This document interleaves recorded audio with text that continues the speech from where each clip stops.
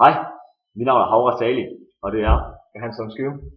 Vi har valgt mærkesagen bedre og billigere offentlig transport, fordi vi synes, at det er ikke kun godt for os unge og de ældre, som sparer rigtig mange penge, men det er også rigtig godt for miljøet. Ja. For eksempel, hvis du forestiller dig, det er også voksne, vores forældre og den generation, de kan også få glæde af det, fordi at hvis du forestiller dig en morgen, hvor 40 mennesker skal på arbejde, de tager alle sammen deres bil, og så kører de ud på motorvejen. De bruger en hel masse benzin og en hel masse tid på at sidde i kø, og fordi der er rigtig mange biler, mange der skal på arbejde. Men hvis du forestiller dig 40 mennesker, der skal på arbejde i morgen, og går ind i en bus, så er der lige pludselig 40 biler mindre, 39 biler mindre, som udleder CO2.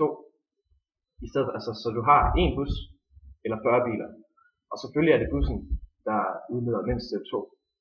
Og på en måde kan vi også, vi mener, at det skal være et alternativ, det skal være at foretrække at tage bussen, og så er det en sjældent gang, når man måske kører på arbejde. Og det vil vi gøre ved at have bedre og billigere offentlig transport, fordi vi kender alle sammen godt det der med at betale 50 kroner for en tur i en stinkende varm bus. Det er ikke særlig rart. Så vi mener,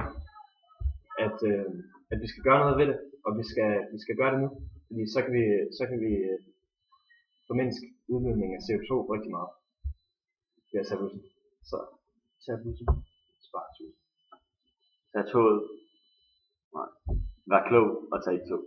Ja. Flere zoner. Ja. Du ved det.